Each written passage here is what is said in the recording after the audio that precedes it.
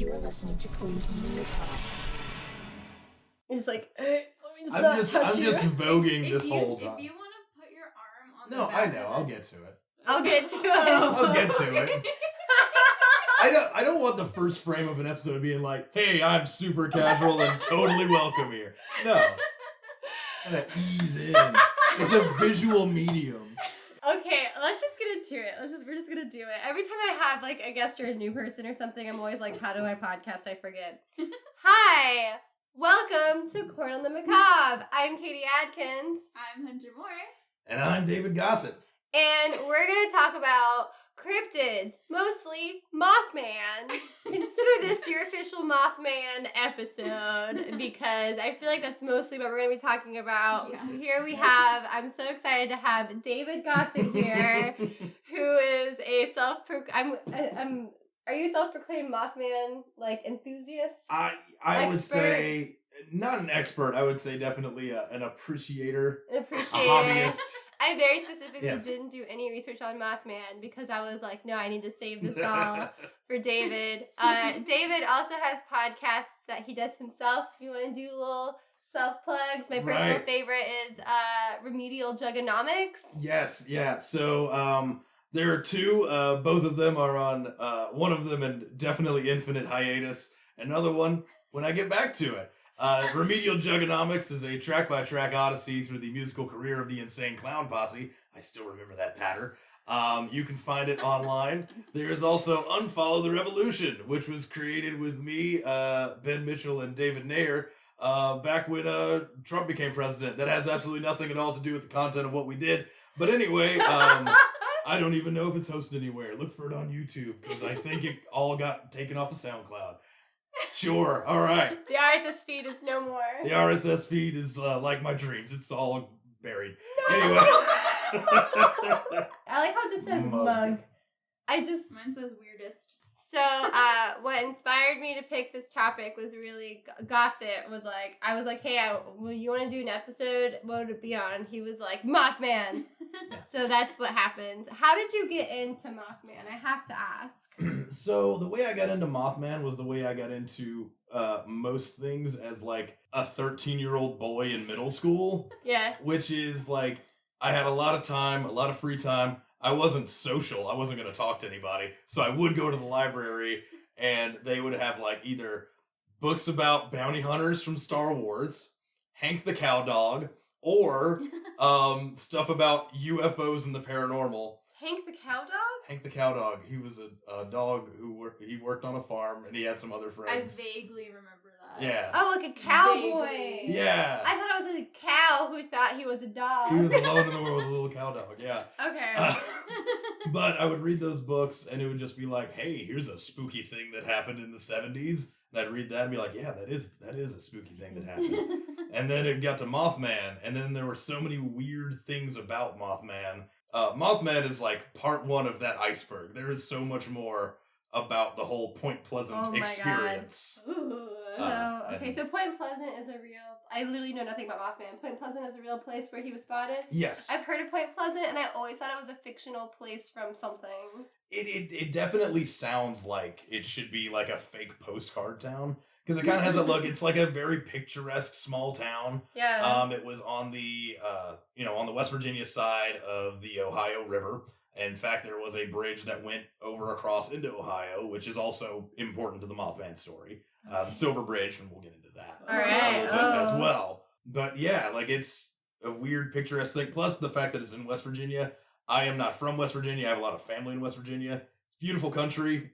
Maybe not that part of it, but West Virginia can be very nice and then also very rural and very flat. I see. I don't know if I've ever actually been to West Virginia. Is West Virginia actually west of Virginia on the map? I don't know the map It's that like well. northwest. Yeah, Virginia so it is kind of goes like whoop. It's like a mountain, and then West Man. Virginia is like sitting on a side of the mountain. How lazy. I know, Were like the get up West early Virginia. settlers to name them. Well, that's Virginia, and this is kind of west. I don't know. I guess West Virginia. So fun fact, West Virginia was actually formed right around the time of the Civil War. West Virginia was the Virginia that did not want slaves. Oh my so god. they were the morally better okay. They were like, ones. yeah. So they really should have named themselves the morally better okay Moral Virginia. Yeah. Moral Virginia versus like racist Virginia. Yeah, you know. Well, that's good to know. So Hunter has some fun cryptid stories for us. Sort of, yeah. So I Not Mothman related, but still not cryptid fun. definitely not Mothman related, but I wanted a little not palate cleanser, an appetizer, so to speak. And a moose-bouche. A Mothman appetizer. Cryptids are not my forte, so to speak. But I found a really fun article. It's just a list of animals that people thought were cryptids until they found out that they're actually just real animals. Like narwhals. Yes, Okay. actually. I meet so many people who think reindeer and narwhals were not real at some point in time. Yeah. They thought reindeer weren't real because reindeer, flying, they thought it was like just Santa's flying creatures and didn't realize it's a real animal that just can't fly. That's literally it. I mean, there are all these animals that for so long, like, Right. only, like, native tribes or indigenous people, like, have ever spotted them because they were, like, very reclusive animals or something. Yeah. And so it wouldn't be until, like, the 20th century that, like, some white man was like, oh, no, okay, I say that this is real now. The first one is something called an Okapi, which is a blend of a zebra, a donkey, a deer, and an antelope. Okay. So it has, like, striped legs, but it has, like, the body of an antelope. Oh, I think I've seen those. It's Not in person, but like I've seen them like online and I would be movies and shit. surprised if you saw one because they are native to Central Africa. But Yeah, no, not in person. they're rarely seen and they kind of hang out in a forest where no one ever goes. It's most closely related to a giraffe, but people called it for the longest time the African unicorn because it was so rarely ever seen. And people just didn't think it was real because the native people would be like, there's this animal. And then maybe occasionally someone would see it. Does it have horns? I think so. Okay, because back in medieval times, people used to kill various African antelope and creatures that have like spinny horns and then sell them to people in Europe as unicorn horns that can like have healing magic powers. And they would like lie where they got it from and like sell it off as that. So I'm wondering if like in a way it was kind of a unicorn for people. Maybe. It wasn't until 1901 that Sir Harry Johnston, so a white man, That's the found- whitest man. Sir Harry Johnston. He found an Okapi skeleton and the skin, and he sent it to a museum, and then it was classified as a new species for reals. For this time. realsies. Yes. The next one is the platypus. I believe that as a cryptid. Yes. I'm still not convinced it's real. It's so cute though. But it doesn't make it makes no sense to me. It looks like a combination. I mean, I feel like most people know this, but a duck, an otter, and a beaver. Yep. All at the same time. Like, if you, like, imagine though, if you hadn't seen a platypus and some guy was like, I saw this animal that, like, looked like it had a beak, but it also had, like, a flat tail like a beaver, but I also kind of wanted to cuddle it because it looked cute. Like an otter. Would you... It's the beak thing. It's Yeah. the beak for me. It's the beak. For Yeah. me. Yeah. Honestly, that's what throws me off. And there was this whole search, like, people were determined to find the platypus. And like kind of like how people go look for like Bigfoot and stuff. Yeah. Right. They went and looked for the platypus. Was it called a platypus before it was officially discovered? We don't know. know. That I don't know. Okay, I was just curious. Because it's a wild name. But like Yeah. all of these like zoologists and anatomists and like scientist people all thought that like it was a scam, like it was a hoax to try to like get one over on the scientific community. Oh my god. Yeah. And then a physician, Robert Knox. Oh wait, no, he also thought it was a hoax. Thanks. Okay. Because he found a pelt at a taxidermist, and he was like, "No, this is fake. Fake news." Except it was a real pelt, wasn't Except it? it was definitely a real Oh my pelt. god, what an asshole. Yes. Yeah. Eventually, some white people found Platypi? Platypi. Yeah. Platypi. I heard the I thing is like not like it's optional. I think you can do like S's now. Platypus. I don't like might it. be, I like I don't platypi. It sounds better. Oh, platypi. Okay, well, eventually. I think it sounds nice. Yeah. Eventually, Sounds like a people treat. found Platypussy. real life living platypi, and it was real. Excellent. The last No, Is it- first off, though, I like to think the very scientific discovery was just like, oh shit, one. whoa, like, What? He wasn't Whoa, kidding. bananas! This is That's crazy. what? Look at Yeah, that thing. like- Look at it go. Are they aquatic creatures? Yeah, I don't know. I Anything mean about the platypus? they're really good swimmers. You know what I would But I think absolutely. they're also on land. they You got know- some venom in their hind legs. Oh. Mhm. You want to know what I would Wait, absolutely really? believe? As Yeah. Are a you shitting me cryptid? right now? No, Their venom is in their hind legs. they have a little bit of venom in their hind legs. They How can do just kind of like, So they like stab you with their toes and like Kinda, venomize yeah. you. yeah. So it's like, so it's like if you're like, you know, hugging something and then you had like some stilettos or something, you were just like, fuck you. That's kind of how a platypus. It doesn't like So- often do that, yeah. But like Yes, if it had to because defend itself, yeah. Wow. From what I understand, anyway. I never If knew there about was platypi. platypus is an Australian creature, right? Yeah. Okay, if I had to believe any Australian creature didn't exist after being described to me, I would think it was a fucking kiwi. Kiwis don't look real to me. They're They're so so cute and weird They're looking, so but they're cute. just They're little nondescript. potatoes with And legs. exactly, they're just nondescript enough. I'd be like, I'm sorry, a fluffy hush puppy with a beak is running around with like no arms. Like that's what it looks like. It looks like a hush puppy running around with like no arms and like this really long, like pointy needle-like beak. Right. I would not believe that thing was real. So the last one is my favorite. Okay. And it is the kangaroo. Oh, I could see that as a Okay. cryptid. Absolutely. Kangaroos are terrifying if you don't know. How do you just? They're- Yeah. They're jacked. fucking scary. They're Mhm. jacked and they're mean and they will fuck you up so fast. Their tail is too muscular and it makes me uncomfortable. That being said, That being said, first description of a kangaroo was made by the Amerigo Vespucci in 1499. When he was traveling along the southern coast of Australia, he described it as a monstrous beast with the head of a fox, the hands of a man, the tail of a monkey, and a bag that is used to carry its young. I would absolutely think that's a cryptid. Abso-fucking-lutely. I know. I'd be like, hands of a man? I don't fucking think Yeah. so. Yeah. And also gorillas were thought to be cryptids for a long time too. So like even if you were like, no, those are just gorilla hands, like even that is like, no, it's still a cryptid. Okay.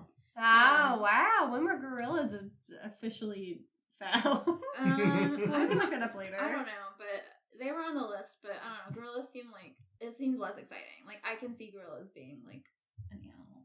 Fair, yeah. But maybe that's just me watching Tarzan a lot. So, Yeah.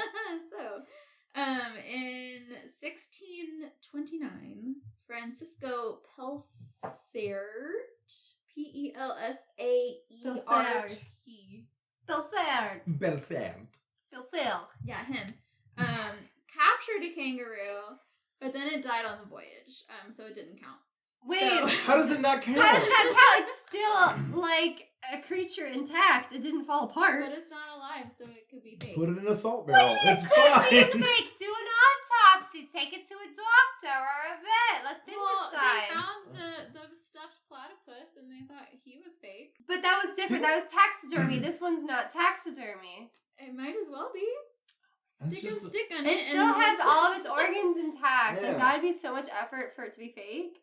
Look, this article says that it wasn't until Sir Joseph Banks rediscovered the kangaroo on Captain Cook's voyage in 1770, over 100 years later. Yeah, I imagine that dude who found the kangaroo decided his dead kangaroo wasn't good enough. I just imagine him sitting in some sort of, like, tavern, like, it's, like, drinking with, like, his grizzled shame. beard, and he'll be like, I know what I saw. And everyone's like, yeah, the fucking kangaroo, we've heard it.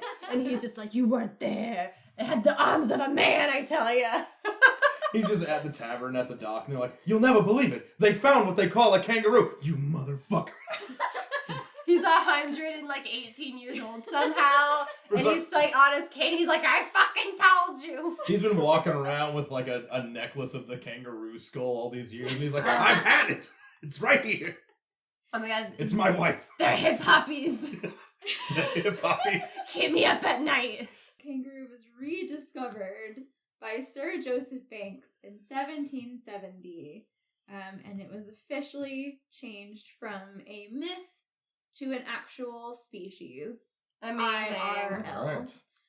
And so that's my little tidbit on animals that were once thought to be cryptids. I like the So, scientific yeah. scoreboard that they had. Yeah. That was just like actual, not actual. Yeah. They just had to like This scrape one, out the yes. whiteboard. Stupid. This one, okay, we saw that one. And they were particular. They wanted real fucking live proof. None of this dead carcass shit. They're like, I don't want to see the dead carcass of a gorilla. That thing's fake. So I have my own mini list of cryptids I thought were real as a child. Okay. Number one being a jackalope. I straight up thought jackalopes were real for some fucking reason. It was mostly from a Scooby-Doo movie I saw where Shaggy saw a jackalope. Really? A jackalope is just a rabbit a rabbit with antlers like a deer. Yeah. And so I thought that was a reasonable thing to I exist. like the idea of that. I That thought sounds it was very reason. cute. I thought it was a desert creature, and I thought that it was just rare spottings. Like, you don't see it often, and I thought people just had a hard time hunting it, and I completely thought it was real. I thought it was real for way too fucking long until like high school, where somehow it got brought up, and I was like, and I learned through being quiet that it wasn't real, and I was like, it was real. I just mostly have this memory of watching some Scooby-Doo movie and like Shaggy saw a jackalope and like they didn't believe him, and I thought that they didn't believe him that he saw one, not that they didn't think it didn't exist. So it was a big misunderstanding in childhood there. And the other cryptid I thought existed were dragons. So I thought dragons were just extinct and that they used to be real. Because we have dinosaurs and lizard stuff. I was a very confused child. One cryptid, though, that I was absolutely like, no, I don't think that's real, is a unicorn, which I also think is a more reasonable thing to have thought existed versus a dragon, but that's just me. There were enough like British folklore that was like, yeah, man, dragons were all up in here, man. I was like, why would so many places have dragons in their stories in ancient times if they weren't like kind of real? That's how I felt about witches. For the longest time, I thought witches, like evil, scary witches, were like super real, and I still to this day have a recurring nightmare where where I'm like a shepherd. And I have these sheep, and this witch steals all of my sheep and takes them to her castle, and I have to go rescue my sheep. But I have to count them as I'm rescuing them. Heck yeah.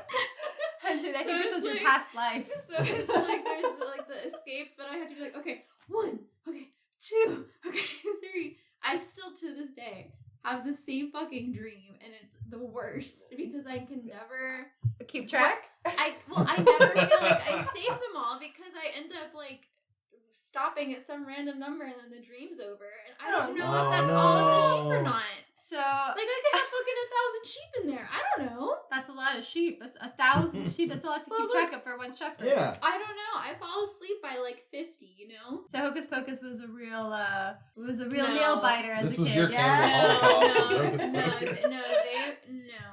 I'm talking like Wicked Witch of the East or the Like, West. Wicked Witch of the West. Wow. That sort of like creepy, scary Green, looking, like old hag hand, like the witch from Snow White. Yeah, okay. She was scary. In your defense, Yeah. And I mean, it was probably like 10, 11 when I was like, okay, whatever. But yeah, just like the like real spooky, like ugly, like gnarled witches. Ugh. So my childhood fear was being forced into marriage because that was in a lot of movies growing up that we watched, like Princess Bride, namely main big one. Right. Yeah. I thought that was like a legitimate thing that could happen. I really thought people could just kidnap me and force me to marry them. And I had recurring dreams about it a lot, like not realizing I can just like leave. What's terrifying though is that is like a real thing in the world. It is, but like I thought it was like more relevant to my life than it really is. It is a thing. Yes, people do actually kidnap children and force them to marry people, but in my brain it was a little bit more like I'm an adult and like my neighbor can just decide they're marrying me and I don't get a say. It was more like less kid. It was less kid. Like it was like some kind of kidnapping, but not like. So you thought it was a concern in the same way as a kid. You were like, I'm gonna have to stop, drop, and roll like 10 times in my life, and I need to know what to do with quicksand. That was my quicksand. Yeah, being forced to like marry my neighbor was like my quicksand or something. Like I thought some prince could show up and be like, "You have to marry me, even though I'm Lord Farquaad and short and ugly," and I was like, "Fuck." I didn't ask for that. I didn't mean to be here. Like, who's gonna take me? Where am I gonna live? No one's coming to get me. Like, oh my god. Like that was. I had this one weird recurring dream where some weird like Lord Farquaad-esque prince was forcing me to marry him. For some reason, Kirby was the officiator, and it was that was it was Jigglypuff. Sorry, it was Jigglypuff, not Kirby. They had a microphone. It was Jigglypuff. Was like wait, so Jigglypuff had to do it because they had the PA equipment? Is that why? Okay, cool. Yeah. And it was in my neighbor's house. And the whole time I was trying to think, which I lived across the street, so I remember in the dream looking out the window and seeing my house being like, I gotta get back to my house. I gotta get out of this. Was this the German family? No. This was a friend of mine, a different friend of mine growing up. Basically where I lived, the 3 houses around me were all kids my age, and we were all friends. That actually kind of sounds like the worst. So the one diagonal from me was the one I was being forced to marry, Lord Farquaad, essentially, in their living room. The German family was the one directly next to me, and then another family was directly across. This was the diagonal one. Okay. Yeah, which I was at their house, like, obsessively every day, so it makes sense for my dreams to be set in their house instead of my own. Fair enough. I literally would just, like, walk in their house unannounced. Some cozy times to sit by the made-up fire. We'll pretend one of those monitors over there have a fire on it as we all curl around to hear a good old tale about Mothman. Yeah, we had ourselves a cheeky little tea break. You didn't know this was a Christmas special. Mothman is a Christmas treat. You know, you're not the farthest off. And in fact, the big kind of starting point for all this, from the time of recording here, is about 10 days away. Because the initial kind of report that sort of started the whole Mothman craze occurred on November 15th. Oh my gosh. 1966, I believe. Let me consult my little notesy-wotsies here. Notesy-wotsies a little bit. Notesy-wotsies. Yeah, so November 15th, 1966. We're setting the scene. Again, we're going back in time. Put on your time travel hats. And back to the 60s. The world is a much different place. We're in the small town of Point Pleasant, West Virginia. Like I said, small, picturesque, Is it pleasant? It is quite pleasant, actually. It's not necessarily too, like, rural or anything like that. A lot of people that lived in the town generally had pretty well-to-do jobs, across the bridge every day, over in Ohio, working at plants, factories, things like that. Oh, so it's on the border of Ohio and West Virginia? Yeah, so it's right in the Ohio River Valley region. Around the area, there is a place that was a former World War II munitions plant. A lot of locals called it the TNT area. And it was generally a spot where it was just, once it closed down, all the bunkers that had all the explosives and stuff were kind of like boarded up. The factory itself, a lot of the important stuff was taken out. But like the bunkers themselves and, the walls of the factory and all that, still around. A lot of teens would go there just to hang out, party, drink, Absolutely. all that good stuff. Sounds like a good fucking time to me. Pretty much, yeah. And that is where we start our scene is with, they're always described as a young couple, like as young people. Like they're two married couples. But then again, this is also like the 60s where it's like, it's out of high school, I guess I'm marrying you. You like absolutely could be 18 and become like a young married couple. Yeah. So we had Roger and Linda Scarberry and their friends Steve and Mary Millette were all driving along, trying to go to the TNT area. Now, what were they going to do? Who could say? Probably nothing illicit because they're married, so whatever. They're going to do their group drugs. Yes. As we all know, West Virginia is for lovers. But we may also find that West Virginia is, in fact, for Mothmen. Well, actually, Ohio is for lovers. Virginia and if they're driving over to Ohio... I thought it was Virginia is for lovers. I thought it was Ohio. Well, Ohio just because the emo song. I don't think Ohio should have anything Virginia's good. quote, I know, because their license plate says Virginia's for lovers, which has always confused me because, like, what about Virginia? It's romantic. Thanks to Hawthorne Heights, I legit thought it was Ohio's license plate. When I said think of that. Virginia, I think of like the founding fathers who were just racist assholes. So I don't find it a very loving state. Yeah, personally. but a lot of those founding fathers were also in like weird cults though. And if you believe Batman comics, Thomas Jefferson summoned a demon called Barbatos. Anyway, I believe that. Yeah, I'd buy that. That's canon now. That's canon for life. Thomas Jefferson, shitty dude, also summoned demons. While they were on the way, one of the passengers was like, "Hey, I think I see something," and just like saw these like kind of reflecting off these lights, like these big glowing red eyes. And they were like, "Well, maybe it's just like catching light or something." And then they like moved, and then they like went up in the air. They flew. Yes, and then it was like starting to fly towards them. So they were like, "What the hell?" So they do a turnaround. And they're like, they get a little bit away, and then they try and go back, because they're like, what the hell was that? They go back to the TNT area, take a look around.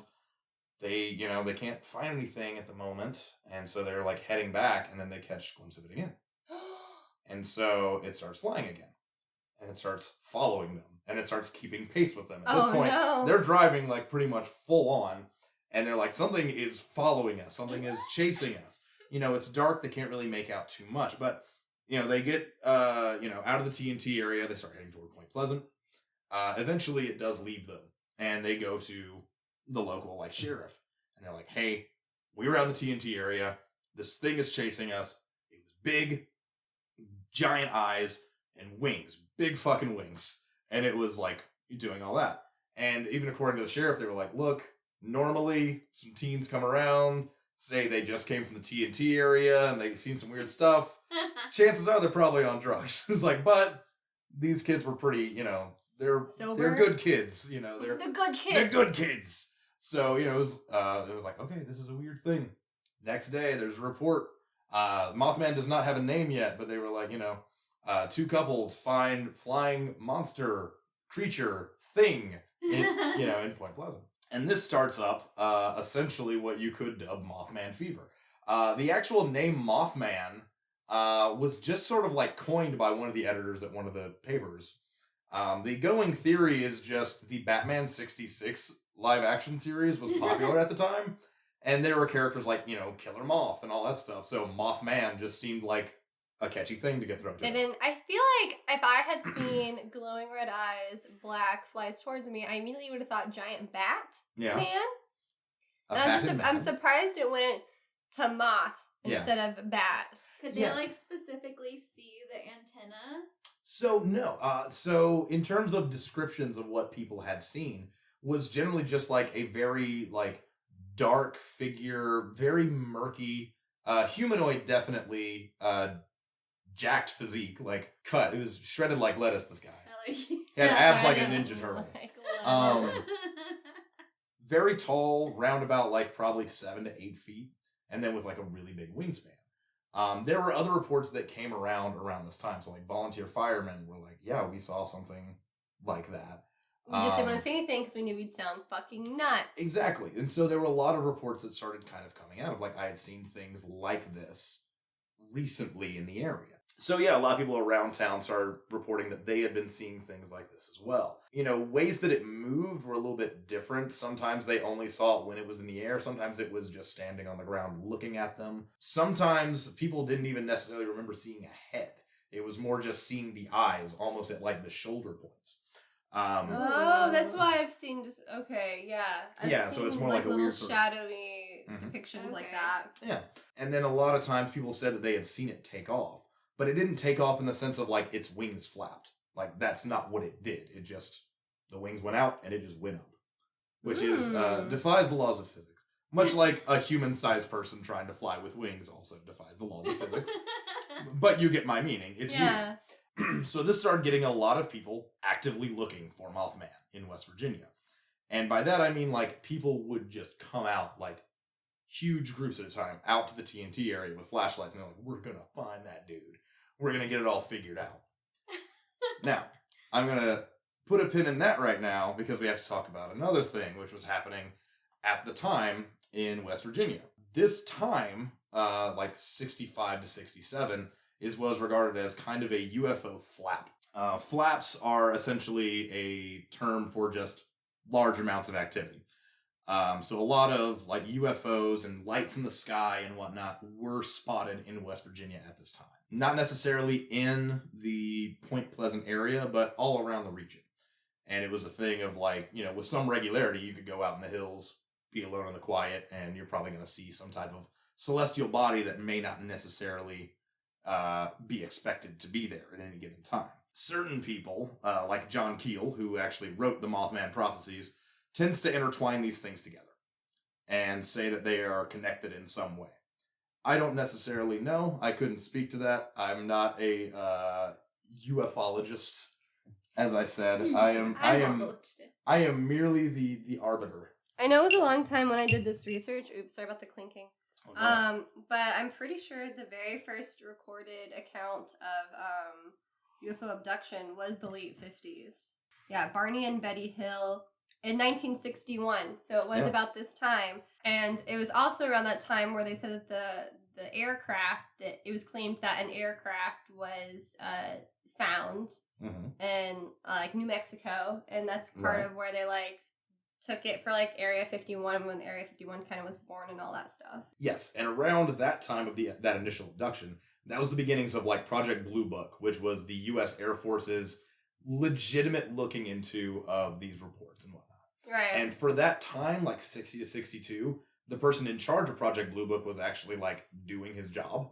Like he was like, okay, nice. Let's have a standardized list of questions we can ask people. Let's try and categorize this. Let's rationally think about it. Some other stuff happened in D.C. around 63 or 64, I believe. And there was a committee on that. And the official recommendation of that committee is, hey, let's have people not fucking think about UFOs for a while. Because there were some bright lights that were over Washington, D.C. And we need them to not think about that anymore. So Project Blue Book, very much its mission changed to, let's not investigate these things. Let's write them off as quickly as possible. And if anything, let's actively suppress this information. Cool. So this kind of dovetails in with what's been going on in that area. Around the time of these Mothman reports, people saying, hey, we're seeing weird stuff. We're seeing Mothman. We're seeing lights. People that were more on the outskirts started getting interesting visitors. So they started getting people knocking on their doors at, weird hours of the night and being like, hi, we represent so-and-so. We're the secretary of this individual. Can we come in and ask you some questions? Hi, are you this name? It's possible that you've inherited a large amount of money. Can we ask you some questions? And then it was like, and then these individuals were always remarked as being like, something was always a little bit off about them. Like either their style of clothing was like 2 decades older than it should be, or they were driving like pristine 1930s cars, or they would just show up and there were no cars around them at all. Their clothes didn't fit right. They didn't seem to understand like pins and things like that. This matches. They were wizards. No, they were aliens. Potentially. I think they were wizards. So sounds like wizards trying to pass as muggles. My opinion's a little bit between the two. Through an episode without referencing Harry Potter. Look, we all have our areas of expertise. Okay. It's okay. The first 20 episodes of this podcast, Kelly and I literally couldn't get through an episode without referencing Buffy. Like, we literally couldn't do it. That's very So I hard get for it. me. I get it. I totally get it. I can't help it. Yeah, there's that matches up with a mass abduction that happened in Georgia in 1979. Actually, was that after the abduction, people's like basically their memories were like for the most part wiped, but they were in it was in the military. They're in formation. And then all of a sudden they were in formation still, and it was 3 hours later. Yeah. But they were in a different spot, and their clothes were put back on wrong, which is a huge thing for the military. Like, you cannot have your shoes untied or your buttons mismatched, like that sort of thing. And it was like everybody. Yeah. Their clothes were kind of like off and wrong. And then after a while, some of the people there were off and wrong and would like wear their clothes wrong and shit like that. So yeah, like that's a thing of people noticing these things, and even at the time they're like, when we were talking to them, everything seemed normal, and then afterwards we started realizing like how many things were wrong about this. Yeah. Like people coming in, you know, in the middle of winter in West Virginia wearing like really thin like shirts and shorts and not being bothered at all by it. And just things like that. Because all the questions that these people would ask were about like, oh, have you ever seen any UFOs? Have you ever seen any Mothman or anything like that? And then, you know, kind of leading the conversation of like, well, it's my understanding that these things are all hoaxes and you really shouldn't even spread word about that. That just seems like dangerous talk to me. And kind of going around trying to get people to not talk about these things. Very subtle. Oh my god, that also happened at that military base. Okay, I'm sorry, continue. No, but like, so a lot of people were like, oh, well, that's the government doing that. And some people were like, no, that wouldn't be the government. The government, it's not like, if the U.S. Air Force is sending out people to not talk about that, they're not going to be that weird about it.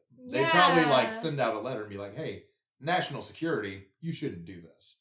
And people started getting weird like phone calls. Like it would they'd pick up and they would hear what might sound like weird heavy breathing, but a lot of people remarked it sounds more like a phonograph if it's hit the end of a record.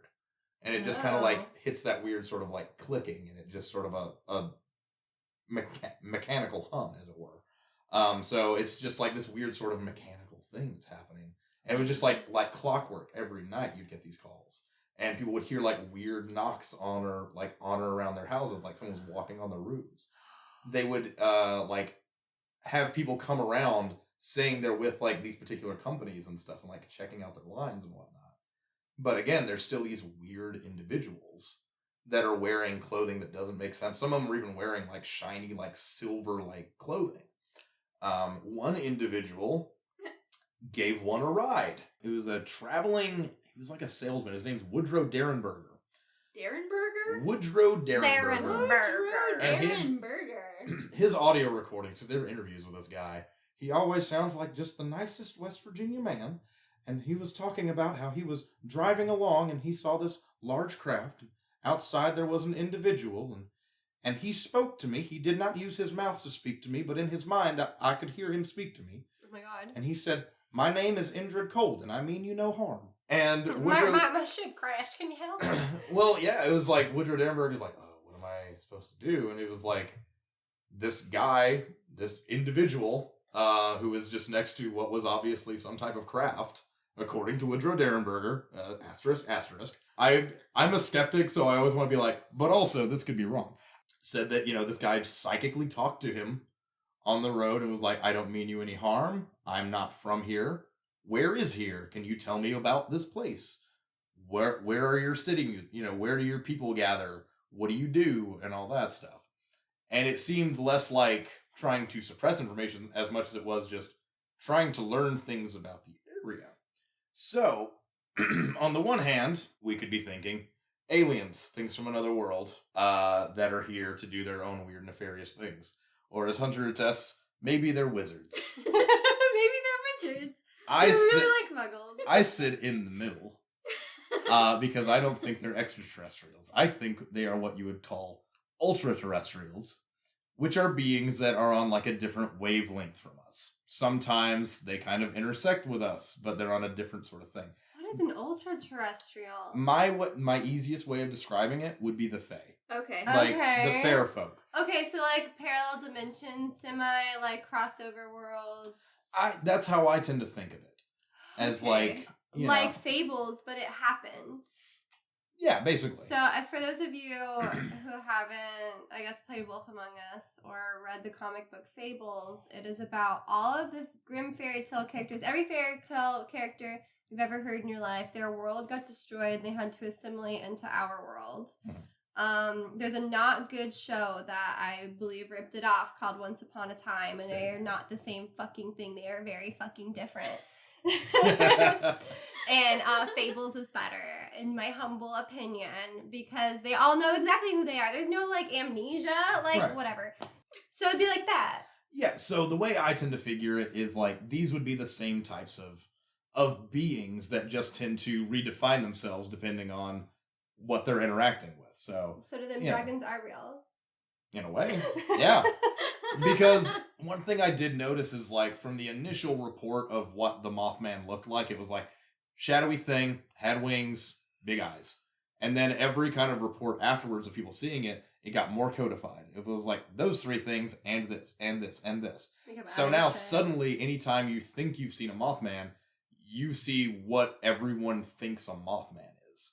So it's one of those things of, like, I don't know if you guys know about, like, tulpas or thought forms, or, like, everyone collectively thinks that something exists in this particular way, so it does exist in this particular way. I see. Yeah. So, like, of course, like, if it was, like, a small, you know, a weird fae or a fair folk or something came along today, we'd be like, yeah, get out of here. But if you see kind of a government man who's wearing stuff that maybe doesn't quite make sense because they don't really know what clothes have significance for, it's a little bit more believable. So that's the form that they would appear as. Bright lights in the sky have always been around. You know, weird floating orbital bodies have always been there. So the only thing is, like, instead of it coming from far away, it's just always been here, just from a different angle. So that's kind of what I think Mothman is, in my opinion, is Mothman is more just a symptom of these other ultra-terrestrials being in the area doing their weird shit. Mothman doesn't necessarily, like, seem to have a purpose. Any reports that people have had of it were just, it was there, it was watching us, it was flying at us, and everyone has always said, like, yeah, there is an aura of fear. I'm always, like, you feel afraid, and you can't really rationalize why. Now, granted, he's a giant fucking Mothman, but, like, even without it, they were like, I just felt fear, and then I saw it, you know, of this thing just lurking and existing. I'm gonna fast forward a bit into December, because Christmas time, because this is a Christmas tale. This is now officially a Christmas episode, so yes. I will now officially be releasing this episode in you December. Oh no. Oh, it's gonna be sad then. Oh no, sad Christmas tale. Like any proper Christmas story, it's depressing. Oh no, how is Mothman sad? So we're gonna talk about Does he get stuck on a light? Not exactly. So I want to hear more of this moth come into it. So there's the Silver Bridge, which we talked about a little bit. Yes. It connects Point Pleasant. It goes across the Ohio River into Ohio. It was a very busy bridge and been around for I think it was built in like the 20s or 30s. And anyway, on December 15th, it was, as it was on most times, kind of loaded down because it was busy, rush hour, people getting in and out of work. And then it was later discovered, I think in 1971, enough research had been done. An eye-bar that was part of the support for the bridge ended up just failing. And what happened was the entire Silver Bridge collapsed. Oh no! Like a steel I-beam? Yes. Yeah. Holy shit. And so it collapsed in the middle of the freezing Ohio River in the middle of December.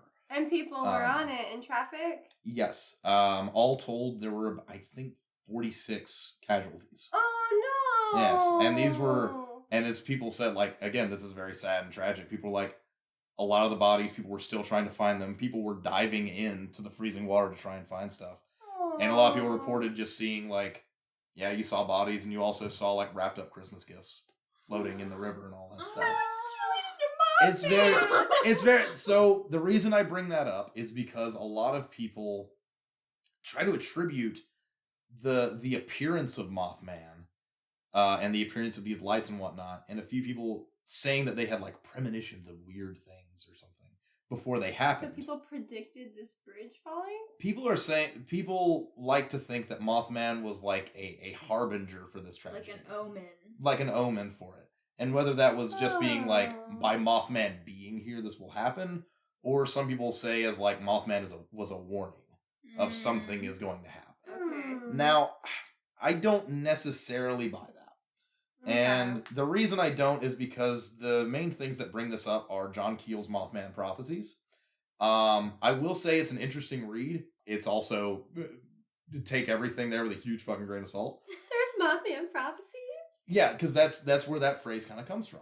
And it's a thing of, it makes sense if you're writing a story and you need to wrap things up. So, of course, what happens in that town around the same time, a bridge collapses, how do you dovetail those things together? Well, it's Mothman, clearly. Yeah, so it works good from a narrative standpoint, but from a, here are things that happen, I don't really think that holds water. Especially because that is not the end of Mothman. Mothman has still shown up in places, and not just in Point Pleasant. Oh, he moved. Yes, actually. So he has been reported as being seen, or, Mothmen in various areas have been reported as seeing in different places. Apparently, some, like, Russian paranormal people said that Mothman was sighted around an area that had, like, a power plant failure in 1999 in Russia. A few other places around the world. Most recently, he's been spotted in Chicago. Apparently, like, as early as, like, 2016, I've seen some reports from, like, 2017 going forward, he tends to be hanging around the O'Hare Airport. So, and a lot of those reports are much the same of just, hey, large humanoid thing. It's just around. Scared the hell out of me. Who knows? Like, it's not a thing of Mothman showing up, knocking on the door, and being like, hey, give me your money. Like, he's just kind of around. Now, granted, if you talk to the people in Point Pleasant, they'll be like, yeah, man, I saw the Mothman. He stole my tires. I don't care. Because Point Pleasant, it's a lovely town. It runs off of tourism about Mothman. They'll say whatever the fuck to get people to come in and look at Mothman. Mothman mugged me and killed my children. Yeah, Mothman's my cousin. I know him. Yeah. He makes glizzies at the cookout. Let's go. Uncle Mothman. Yeah. There are, like, very few things of, like, Mothman actually directly dealing with stuff. There was one person around the time of the initial Mothman sightings who does think that his German Shepherd was attacked by Mothman. Oh, I thought you were going to say his German Shepherd was Mothman. Now that would be a fucking swerve. I like man. that. I was poor. Yeah. Attacked is sad. Yeah, it's a sad day, unfortunately. Now, as for like, is Mothman misunderstood? Is he actually like a good cuddly boy? I don't think so. I don't think he's malicious, but I don't think he's friendly. He just wants to hang out and be unbothered for the most part. Doing his own thing. It seems like he's surveying, if anything. Yeah, it's a thing of, again, I think Mothman is more of a symptom of other things. So, to be on the more skeptical side of things, instead of alleged cryptids that turned out to be animals, what if this cryptid is actually a completely different animal? So, a lot of experts have said, well, maybe it's a type of bird. And so, if you believe that birds are real... Yeah, right? Total conspiracy. It could be a conspiracy. Birds are a government-made thing that doesn't exist. They were made by the bourgeoisie. Anyway, so the two big ones that were thrown out around the initial sightings were either a heron, which can be found in West Virginia. They're large birds. They have big red rings around their eyes, and they can have somewhat of a large wingspan. The other one would be a sandhill crane, an abnormally large sandhill crane, which is less believable because they don't tend to come around that area that often, but if it got lost migrating, it's possible. Those things actually can be around, like, person-sized with, like, a 7-foot wingspan. So it's possible. But do they glow red? They have the shape? They do have the shape. They do have some red around their eyes as well. Oh, what about those giant bats the giant huge bats. The vampire? Just Is it the giant vampire bats? bats? Vampire bats No, are not giant. the fox bats, the flying foxes. Flying foxes. Have you they seen the mu- flying foxes? I don't know. They sound delightful. They're Let like- me look up a flying fox. The I want to see how flying big They're that foxes. is. they're like as big as a human, and they have I mean, big it's- wings. Flying fox. It's possible. I haven't seen one. That is just in fact a giant bat. There are some hefty boys. I want to see though in relation to like a human. Yeah. Yeah, a little on the smaller that's side.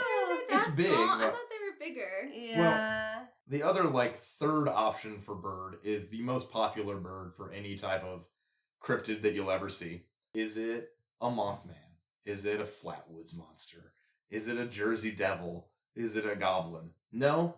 According to experts, it's most likely a barn owl. Barn owls are blamed for, like, every type of appearance of any type of cryptid or, like, Really? UFO thing. Because if you look at the face of a barn owl, it looks like a stereotypical gray Oh alien. God, barn owls scare Yeah. the shit out of me. They're meant to. Barn owls are terrifying. I love barn owls. Well, not if you're a mouse. What was that me. book series? Guardians of Gahul? Gahul. I like tawny owls. I think they're cute. Those are cute guys. We had a tawny owl Okay, but have you in seen my an front owl yard, I run? think. Have you seen an owl Yes, run? I have. It's Is very there cute. anything better in the world? No. No. Owls in They have Georgia. little legs and they. I love it. Let me see. Oh fuck, barn owls are in Georgia. I think a barred owl is what lived in my front yard. Oh, So there used to be an owl that was just big and kind of brown, and it didn't scare the shit out of me like a barn owl would. Yeah. It scared the shit out of me anyways because like I would hear it at night and it was just kind of spooky and so I got to dissect owl poop one time. It was so cool. It was at this Girl Scout overnight camp, and we went in their little science cabin, and they had gathered owl poop, and we got to dissect it, and we found little animal bones and stuff. Oh, nice. And my little, like, 5th grade, like, creepy self was like, fuck yes, this is amazing. And everyone else was like, ew, there's owl poop. And I was like, no, give me the poop. It was so fun. It was so cool. It was so like, weird. But yeah. so cool. I went to an owl cafe and found out I was allergic to birds. I was sick for a week. That's the government getting to you. They're Yeah. infecting you. But yeah, barn owls, they're responsible for every type of paranormal event. There are a lot of like UFO people, like UFO experiencers who are like, look, if you're ever in the woods and you see an owl and you think about aliens, that means you were abducted by aliens, and that's a fake memory. And I was like, wait, what? Yeah, So I owls have are real. heard So that. In Nome, Alaska. Yeah. The whole it was the white snowy barn owls, I think. Mhm. Did you saw was it Encounters of the Fourth I Kind? think so. Yeah. Yeah, where it's all about how like an owl was the last thing everyone saw before they got abducted by aliens. It's what some would call a synchronicity, which is a very pretentious word that so there was a thing that when we initially talked about Mothman, which feels like years ago at this point. Yeah. Might there- have well be. There is a show called Hellier on Amazon Prime. You can find it on YouTube. And it's about goblins. It's not necessarily... Season 2 becomes about Mothman and Indrid Gold and all that stuff. Okay. But it starts off as about little green ghouls, little gerblins. And they use the term synchronicity. If there is a drinking game of Hellier where you take a shot every time someone says synchronicity, don't do it because you'll die. And it's all just one guy who is the pretentious filmmaker part of the group who was like, everything all came together. It was just a synchronicity. And it was like, stop saying that word. I don't think you're using it correctly. I don't think the word means what you think it means. Yeah. Synchronicity and modality. Those are paranormal and those are experiencer terms. You can throw those out. And you'll be Buzzwords, good. man. Yeah. But so I know that's very roundabout and very kind of confusing, but that's Mothman in a nutshell. It's a whole big bundle of things that kind of come together, kind of not. And that's kind of what I like about Mothman, is that there's so many loose ends and weird questions, and like so many cryptids, people try and put hard rules on it and like get as many like solid accounts as they can. But it's sort of hard to do that with Mothman because it's really hard to verify how much of what is said about him is accurate or was actually said. So people were like, oh, at the time, we interviewed hundreds of people, and hundreds of people had these tales about Mothman and their experiences. But they didn't name any of these people. There's no accounts of them. Yeah, they like could it be shows made up. Yeah, exactly. It was done to like pad out a word count on an article or something. So there's a lot of questions, and the skeptical side could be like, oh, they didn't see it. But life's not fun if you do that sometimes. So sometimes on things that don't matter, like a 7-foot tall Mothman with a fantastic ass on his statue in Point Pleasant, sometimes it's fun to pretend, and sometimes it's fun to go to a small town that has plenty to offer and put some money in their local economies. It's okay. It's sad that people tie that to that tragedy, but if there's anything that's really haunting this country, it's poor infrastructure that hasn't been updated, and it needs to be done! Maybe not Mothman. Maybe Mothman's not to blame for that. Maybe just rich people pay your fucking taxes so we can get roads. Anyway. He's not to blame. He was a harbinger of bad news. Exactly, yeah. He was a harbinger of, like... Don't shoot the messenger. Rich people, Exactly. Stop it. Yeah. Eat the rich, not Mothman. Builders. Exactly, yes. Thank you. Mothman is just here to let you know what's up. He's not here to do anything else. Just like every other kind of moth, right? They're just like fucking around doing moth stuff. Yeah, I can't believe I never knew Mothman was like semi-tied to extraterrestrials or ultra-terrestrials, which is something I learned about. That makes a really good term for fae folk, because I feel like fae folk encompasses so much, but also very specific to only one kind of folklore. Yeah. If that makes sense. Yeah. No, this whole conversation, slightly off topic, made me realize that I also thought the Chupacabra was real as a kid. Oh, yeah? I thought it was like some sort of Mexican hyena. I mean... And like, that's what I thought. It like a wild... Who's to say, Katie? Yeah, and I also, until recently, thought that one was real too. I mean, do we have proof that it's not? Fair enough. Is my question. I don't think we do. Is my question. Kelly and I were supposed to do... She went on a trip to Mexico, and we were going to do like a Mexican cryptids episode that never ended up... Yeah, Chupacabra got it. Oh, okay. Yeah, that we ended up not ever having the time to record, unfortunately. Because she got eaten. Yeah. She got eaten because she's a big girl traveling, and I'm proud of her. And I remember looking into the Chupacabra. The Chupacabra honestly did not exist as a cryptid until like pretty fucking recently. Oh yeah? And I didn't realize that. He's on that new shit. He's like the MTV generation. Yeah, no, the first sightings was 1995. Oh my god, yeah, like that's so fucking ridiculous. He's a post-Jurassic Park cryptid? I bet it was like that's 1995 in Puerto Rico, which also the reason why I wasn't going to do that is because he's not Mexican. He's Puerto Rican, and I felt so stupid when I was looking up Mexican cryptids, looking at the Chupacabra, thinking it was Mexican, and it wasn't even Mexican. Let's do Latin American cryptids. Well, apparently there are sightings of him in Mexico, but the original sighting was Puerto Rican. But apparently the Chupacabra, which has various Was there only one? I mean... There's multiple articles about the Chupacabra, and I just thought it was very interesting. The one I hate the most is the one that looks like an alien. Yeah. With the big, like, alien, like, watery eyes and stuff. Yeah, but I thought it was, like, essentially this. It looks like a little, like, hyena. That's a Mexican street dog. Yeah, that's like a Mexican street dog is a chihuahua, okay? No. They're not. It's not It's like the mangy dog in Coco. No, that's not even that one. That one has a real name. Mexican street dog is what DNA tests call dogs where they just don't know what it is. They're like, it's a Mexican street dog. My dog is 1% Mexican street dog, which I think just means there's probably some other shit in here, but we don't really know the details. Okay. Yeah, people have like blurry photos like this and are like, it's a Chupacabra. The whole thing about a Chupacabra is that it's like an animal vampire. Yeah. It sucks the blood out of animals instead of eating it. It was the idea. There's only one animal vampire that exists, and that's Bunnicula. Bunnicula.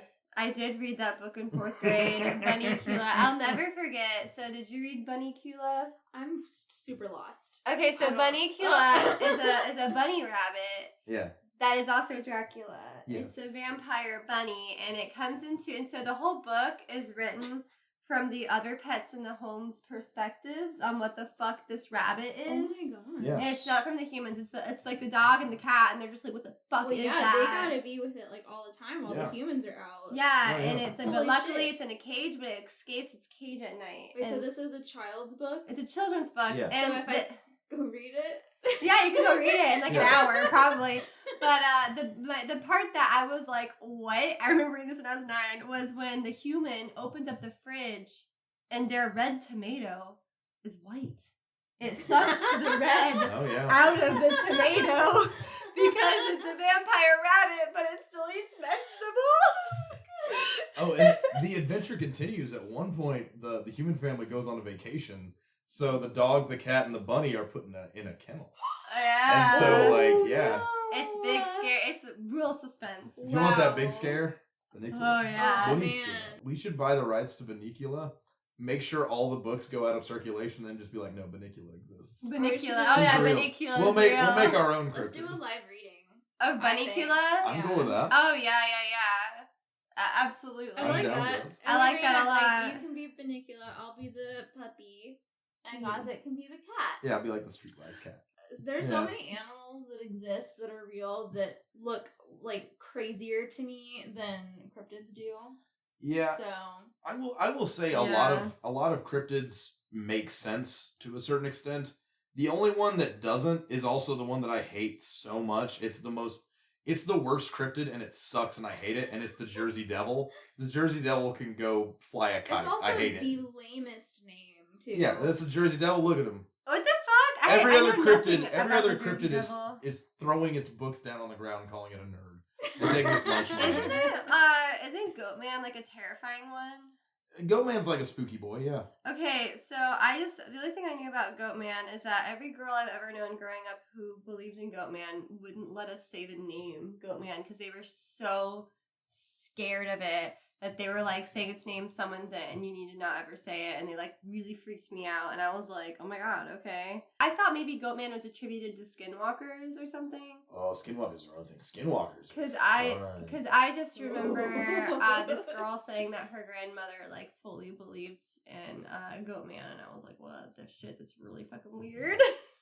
Skinwalkers do weird me out. I will say that. Oh, absolutely. Yeah. Kelly and I also did a Native American cryptids episode. Yeah. She covered Wendigos and I covered Skinwalkers, and there were some stories I found online that were so fucking creepy. One other bit, which is it's one of my favorite things from like a narrative thing, like I want to use it in D&D, is the not a deer. I don't know if you've ever heard of those. No. It's a not a deer is basically like you see it out in the wild, has antlers like a deer, legs like a deer, and all that stuff. But it's just you can just tell that's not what it is. Like that's not a deer. And the thing is, like, it is clearly something trying to look like something else, and that is deeply unsettling to me. Of like everything makes sense, but it doesn't make sense, and that's just I love it.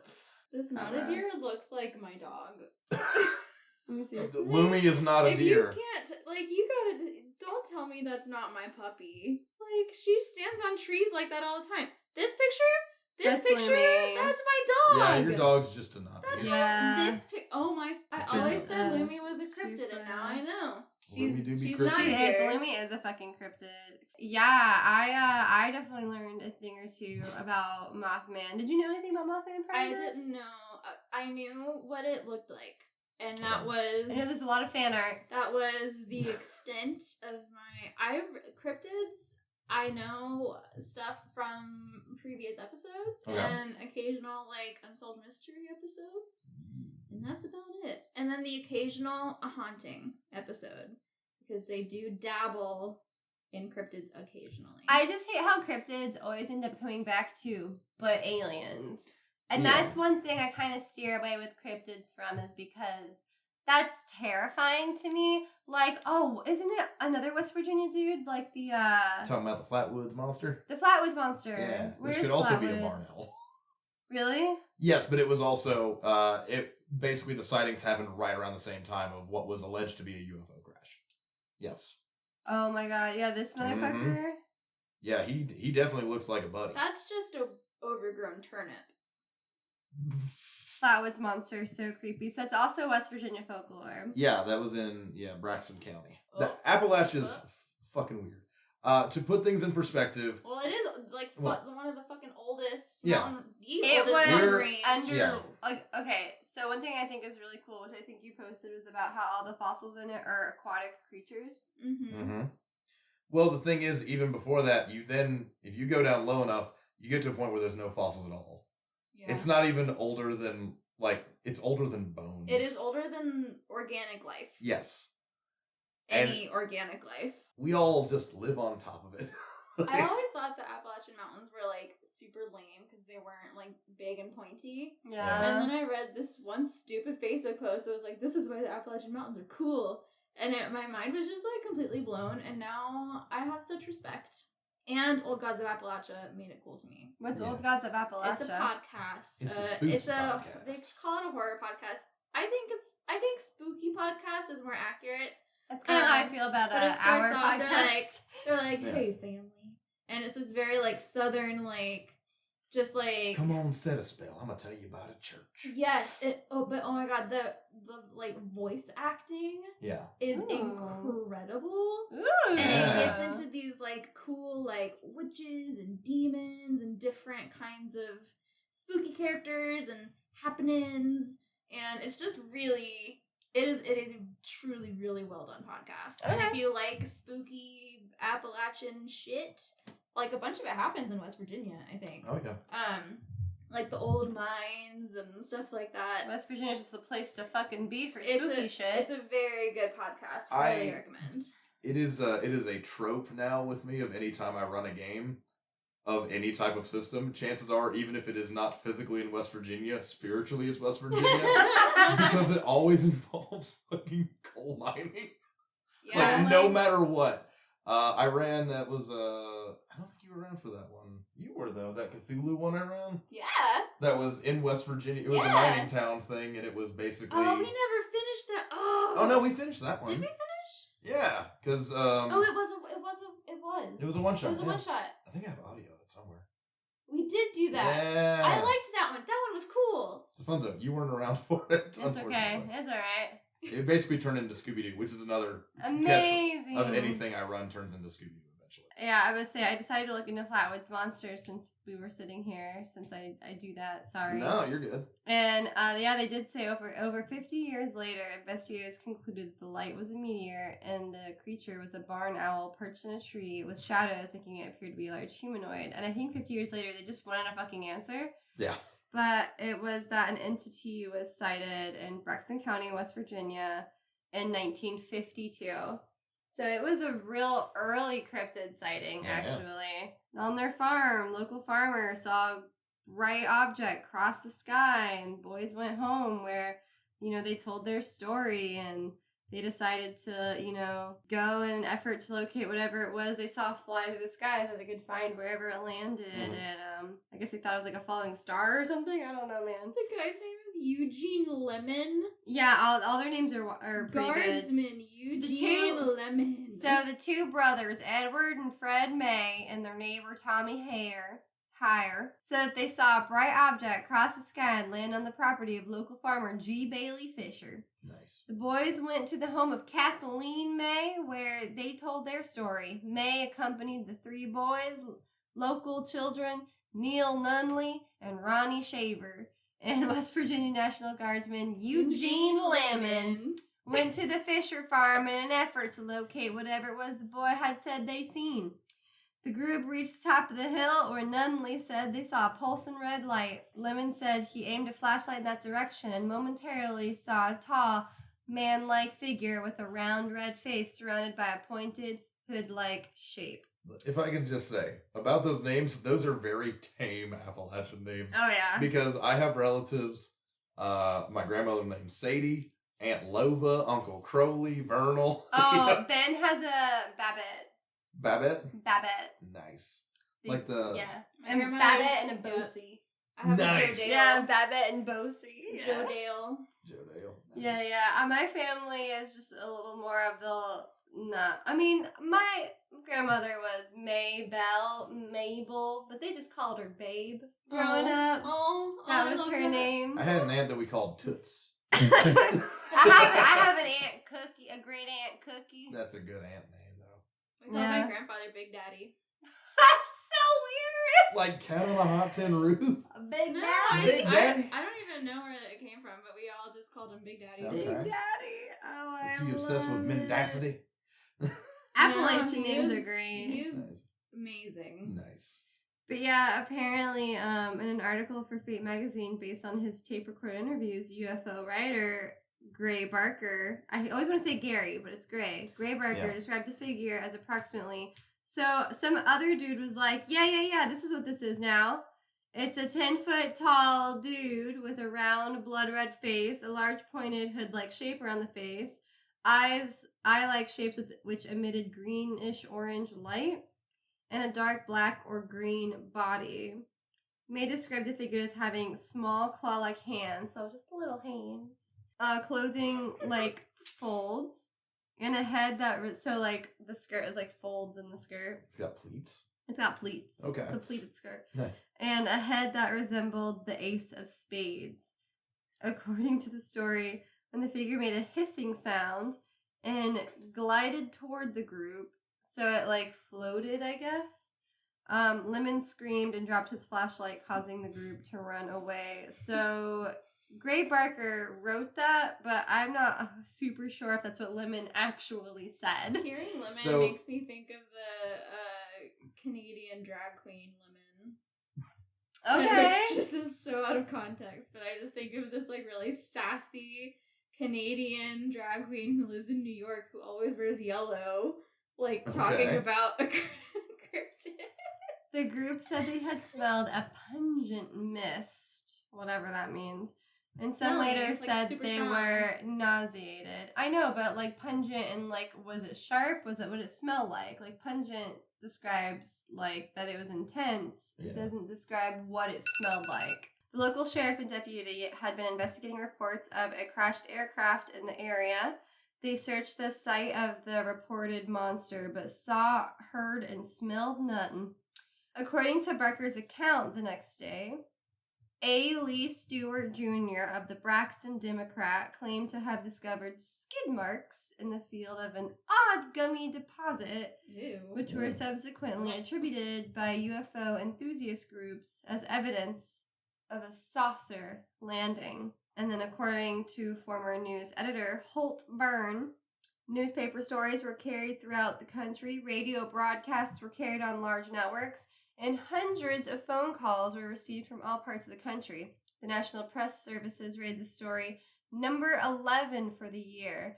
A minister from Brooklyn came to question the May family. A Pittsburgh paper sent a special reporter. UFO and Fortean writers like Gray Barker and Ivan T. Sanderson arrived to investigate. So pretty much just people who are having their careers based around this shit were like, oh, I'll show up and investigate and totally vouch for this stuff to be totally real.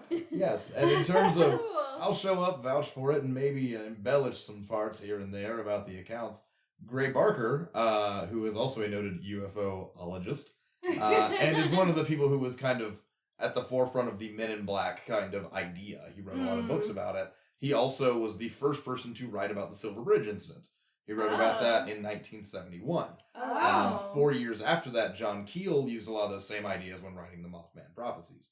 Gray Barker also was, apparently later on after he'd passed, a lot of his relatives were like, oh yeah, he doesn't actually think UFOs are real. But he knew he would get paid to write about it, so he just wrote about it. Did you see about the crop circle thing being these? Oh my god! I've known that they're a bit of a hokum. So crop circle. Okay, so crop circle origin is insane. If we just have a moment, like I wish I had the full thing on it. So when Doug Bauer and his co-conspirator Dave Chorley first created representations, this is something I got from the Smithsonian Magazine, by the way, if you just want to know where I'm reading this. Wow. They created a representation of a flying saucer nest in a wheat field in Wiltshire, England in 1976.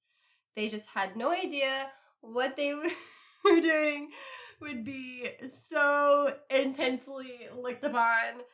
So almost as soon as the crop circles became public knowledge, they attracted a gaggle of self-appointed experts and basically just a ton of mystical and magical thinking, scientific and pseudoscientific research, conspiracy theories, and general pandemonium broke out. The patterns stamped in fields were treated as a lens through which the initiated could witness the activity of earth energies and ancient spirits, the anguish of Mother Tree in the face of impending ecological doom, and evidence of secret weapons testing, and of course, aliens. But basically, these two dudes just thought it would be fucking funny, and then it blew up, so they just kept doing it. And just thought it would be great, and they just never got caught doing it. So, a pro tip just for anyone out there. If you do something that is mildly cool, and you just don't explain it, self-educated white dudes will bend over backwards to not think that a human could do it. And they will attribute it to aliens. Whether it's pyramids or any type of thing that ancient civilizations clearly and obviously did, they will instead attribute it to aliens because of some colonialist shit. Anyway. But crop circles are cool. They are cool, though. Like, they do be looking but tight, it's though. absolutely a hoax. Yeah. Like, 100% crop circles are a hoax. But the thing is that, like, the farms in which these crop circles happened in, most of the time, the people who own the farms were not the people doing it. Yeah. So they were like, what the fuck? Like, like, what is this? I'm so angry, though, that someone, like, fucked with my farm. Oh, they would profit off of it. They would charge people, like, money to come see it and stuff like that. Like, That's true. It was wild. I watched this whole video. I gotta go and find it because it was so good. What's great is, like, because a lot of times they're like, well, how can they do it? How can they do it unless it's from a craft? And they just share the two guys and they're like, yeah, we just get some wood planks and we run some rope through them and we just stomp on them. And like, it just goes down. Those dudes, that's how you make them. Those dudes, they just like very delicately like laid them all down and made sure to not like step on it and like crack any of it to make it look like really nice and neat. Yeah. And that was all that was. All right. They're just artists. just decided to do a really weird thing one time that just really blew the fuck up. All right. Well, I guess. I think we've wrapped up. Yeah. This time, our unintentional Christmas episode of Mothman. Thanks for joining us. Gossett, if you want to do any, like, where can we find you? Right. So, as was mentioned earlier, I do have podcasts. Mainly just look at Remedial Jugganomics. It's out there. I'll do more episodes someday. I'm sure I will. Remedial Jugganomics is so good. I know the title alone is 90% is the legwork right there. I do like it. I just need to get back into it. What it is unless you want to describe what it is, but so I'm basically growing up. I never listened to the Insane Clown Posse. I was not down with the clown, as the people used to say. And so as I got older, I was like, you know what? I was a bitter youth. Perhaps I should, now that the scales have fallen from my eyes, I should give these guys a fair shake. So I try to objectively listen to their music, one song at a time. Each episode is just about one song, and just how I feel about it, and what I get out of it. Sometimes it gets pretty deep, sometimes not even a little bit, and I just talk about what type of fried chicken I like. And sometimes it's just sad. Sometimes it's very sad. It's so sad. It's like, bro. Yeah, so, you know. That's a thing. You can find me on TikTok, Bardic Dwarf 89. Ooh, so good. I do some stuff so on there. Good. Sometimes I'm on Twitch, Gossett a Go-Go.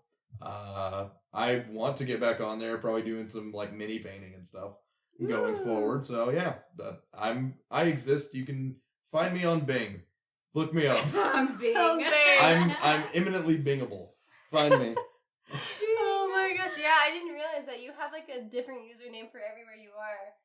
You're Super Gossett 64, you're Gossett a Go-Go, you're Bardic Dwarf, what was the number? 89. 89. Smoke and mirrors, baby. Alright, well thank you guys so much for joining us. You can find us on social media as always. I did just, I don't know when this episode's coming out, but just know that at the very least, there has been at least one exclusive Patreon episode that has been dropped on Norse mythology. If that's something you're interested in.